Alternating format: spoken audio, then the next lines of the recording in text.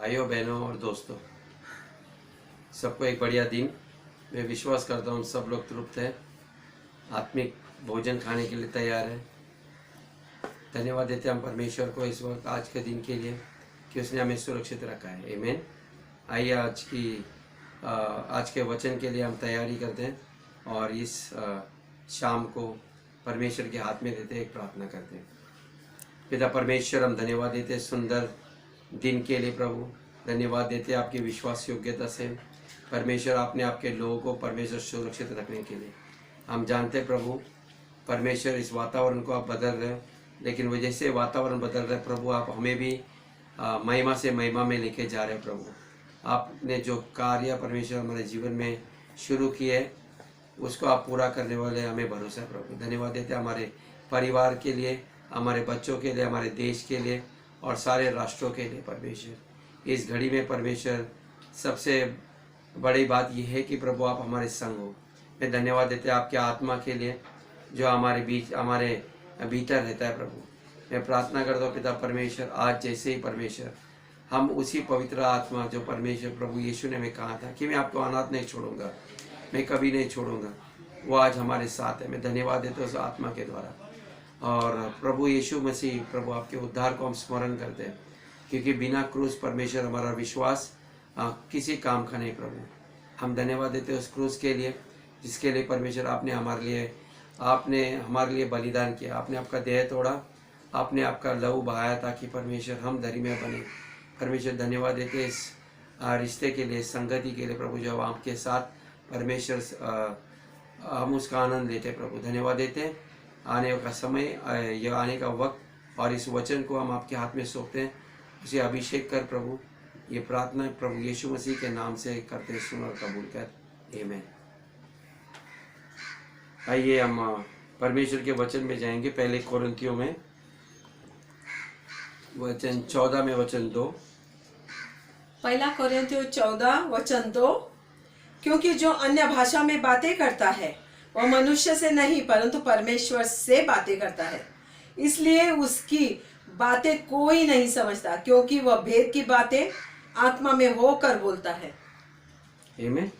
ये बाइबल कहते हैं जो कोई अन्य भाषा में बातें करता है वो मनुष्य से बातें नहीं करता, लेकिन वो परमेश्वर से करता है।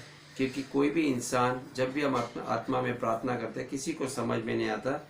ओके, क्योंकि आत्मा में जब हम प्रार्थना करते हैं हम कुछ रहस्य बोलते हैं। आमीन। लेकिन बहुत सारे ऐसे लोगों को अनुभव है कि वे लोग को उत्तर नहीं मिलता, क्योंकि उनको लगता है कि हम समझ की भाषा में करते हैं लेकिन हमें जवाब नहीं मिलता। आमीन। और उनके पास कोई उत्तर नहीं है, वे उनको उत्तर चाहिए लेकिन मिलता नहीं है। उदाहरण के लिए कई बार मैंने ऐसे भी देखा है कि मसीह लोग को जब वे भी प्रार्थना करते हैं तो उत्तर नहीं मिलता, और फिर कुछ किस्म का दर्द या अस्वस्थता उनके जीवन में उत्पन्न होती है। आमीन। लेकिन यदि हम प्रार्थना करते, कई लोग हम प्रार्थना करते, कई बार हम लोग दर्द को भी डांटते कि दर्द हमारे जीवन से निकल जाओ, और कई बार हम लोग शैतान को भी धिक्कारते कि दुष्ट आत्मा या शैतान निकल जा हमें छोड़कर जाने के लिए। लेकिन कभी कभी ऐसा होता है कि ये सब करने के बावजूद हमें उसका उत्तर नहीं मिलता है। आमीन। फिर हम सोचते रहते कि समस्या कहाँ पर है। आमीन। बाइबल कहता है कि जब भी ऐसी समस्या आती है तो हम अपने अंदर आत्मा में देखने के लिए सीखना चाहिए, क्योंकि हमारा उत्तर हमारे आत्मा है। आमीन। परमेश्वर का बोलते हैं परमेश्वर का राज आपके भीतर है। आमीन। वो बाहर नहीं है। तो हमें उसका उत्तर के लिए हमें अपने आत्मा में देना चाहिए। और हम सब जानते हैं कि हम परमेश्वर की संतान हैं। आमीन। और यदि हम परमेश्वर की संतान हैं तो हमें कोई भी चीज़ में, हम अंधेरे में रहने की कोई ज़रूरत नहीं है, क्योंकि हम प्रकाश है। आमीन। क्योंकि हमारा ये प्रभु यीशु जगत की ज्योति है। और बाइबल कहता है कि यदि जो अन्य भाषा में प्रार्थना करता है तो उसके उत्तर उनके आत्मा से ही आता है। कई बार आपने देखा रहेगा कि हमें कुछ उत्तर चाहिए लेकिन उसका उत्तर हमारे पास ऑलरेडी होता है। आमीन। और ये रहस्य तब हमारे समझ में आता है, जैसे यीशु ने कहा था यूहन्ना 8वें वचन 12। यूहन्ना 8 वचन 12 कहता है, यीशु ने फिर लोगों से कहा, जगत की ज्योति मैं हूँ, जो मेरे पीछे हो लेगा वह अंधकार में न चलेगा परंतु जीवन की ज्योति पाएगा। आमीन। बाइबल कहता है कि जगत की ज्योति यीशु मसीह है, हमारा प्रभु है। आमीन। और वो कहता है जो मेरे पीछे हो लेता है वो अंधकार में नहीं चलता लेकिन जगत की ज्योति बन के चलता है। आमीन। इसलिए आप और हम अंधकार में नहीं चल सकते। ओके, अंधकार में चलने का अर्थ क्या है? हमारी आर्थिक परिस्थिति, बहुत लोगों को प्रकाशन नहीं है परिस्थिति कैसी सुधारना है, तो हम अंधकार में चल। सेहत के बारे में कई लोग सेहत के बारे में उसमें अंधकार में चलते हैं। कई लोग अपने व्यापार में अपना जो कैरियर बनाना चाहते हैं, बच्चे लोग खास करके, और सेवकाई में भी, हर जीवन के क्षेत्र में कई बार हम अंधकार में चलते हैं। बाइबल कहते हैं कि मेरे लोग नष्ट होते हैं मेरे ज्ञान के कारण, अज्ञानता के कारण। आमीन। तो परमेश्वर की ज्योति हमारे आत्मा में होती है। आमीन। पवित्र शास्त्र कहता है नीति वचन में 20वें वचन 27, नीति वचन 20 वचन 27, मनुष्य की आत्मा यहोवा का दीपक है। मनुष्य का आत्मा यहोवा का दीपक है। वो मन की सब बातों की खोज करता है। वो मन की सब बातों की खोज करता है।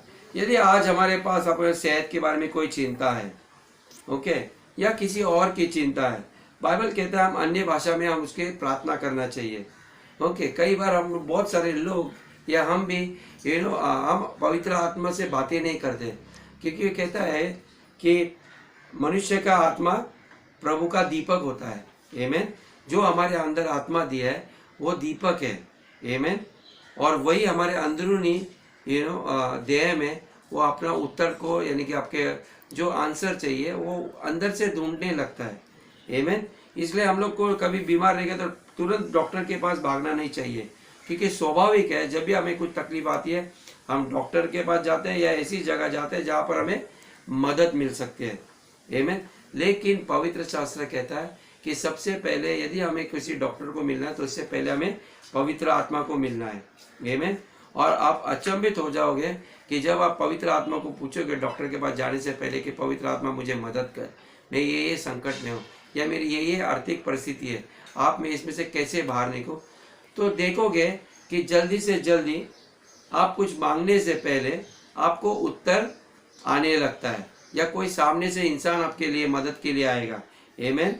और परमेश्वर की जो बुद्धि है या ज्ञान है आपके अंदर से आएगा। आपको पता चलेगा कि अगला कदम मुझे क्या करना है या कौन सा कदम उठाना है। आमीन। तो ये हमें समझना है कि पवित्र आत्मा हमारे भीतर है।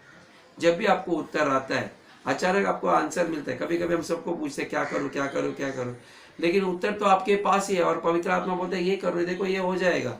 तब आपको पता चलना चाहिए कि परमेश्वर का आत्मा आपकी अगुवाई कर रहा है, वो आपके अंदर ही रह रहा है। आमीन। और वो आपको मदद कर रहा है समझने के लिए आपके बारे में या आपकी परिस्थिति की जानकारी के बारे में। आमीन। और वही आपका भविष्य को प्रकट करेगा, फ्यूचर में आपको क्या करना है क्या नहीं करना है।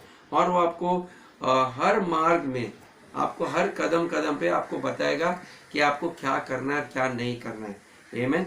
क्योंकि परमेश्वर कहता है कि मैं ही जानता हूँ, मैंने आपके लिए एक योजना बनाई है, आपके हानि के लिए नहीं लेकिन आपके भलाई के लिए, आपको एक आशा देने के लिए। आमीन। Bible says he alone knows the plans, वो स्वयं जानता है आपके लिए क्या योजना, आपके भलाई के लिए, आपके हानि के लिए। जब भी आपको कोई ऐसा लगता है कि मुझे हानि जैसी परिस्थिति, आपको पवित्र आत्मा के पास जाना है और उसको याद करो ये वचन, बोलो प्रभु आपको ही पता है आमीन मेरी परिस्थिति के बारे में। मैं विश्वास करता हूँ कि आप मेरी हर परिस्थिति को जानते हो, मेरे भलाई के लिए, मुझे एक भविष्य देने के लिए, मुझे एक नई आशा देने के लिए। आमीन। आइए हम प्रार्थना करते हैं।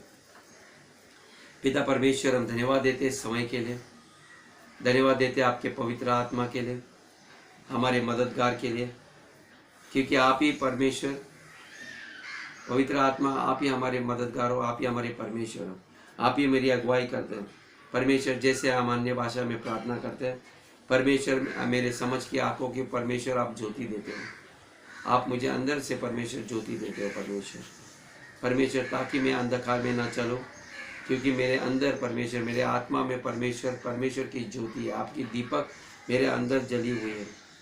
हर चुनौती की सभी में सामना करता हूँ परमेश्वर, आपकी ज्योति, आपका ज्ञान परमेश्वर मेरे अंदर से परमेश्वर मेरी अगुवाई करता है प्रभु, बताने के लिए प्रभु कि मैंने क्या कदम उठाना चाहिए और क्या नहीं उठाना चाहिए। मैं धन्यवाद देता हूँ प्रभु आपके इस मदद के लिए प्रभु। मैं प्रार्थना करता हूँ परमेश्वर, जैसे आपके लोग परमेश्वर इस वचन को सुनेंगे वे जानेंगे परमेश्वर आपने किसी को अनाथ नहीं छोड़ा, लेकिन आप हर एक के साथ हो। आप हर कदम कदम परमेश्वर आपके लोगों को परमेश्वर मदद करने के लिए तत्पर हो प्रभु। आप ही वो ज्योति हो जो हमारे अंदर चमक रही है। आपने बोला उठो और चमको, परमेश्वर का प्रकाश आपके ऊपर आ चुका है। मैं धन्यवाद देता हूँ इस समय के लिए। हर एक को परमेश्वर आप आशीष करना, ताकि परमेश्वर वो आपके ज्ञान में बढ़े, ताकि वह कभी भी अंधकार में न भटके। सारा आदर गौरव महिमा हम आपके बेटे प्रभु यीशु को देते हैं। सुन और कबूल कर। आमीन आमीन आमीन।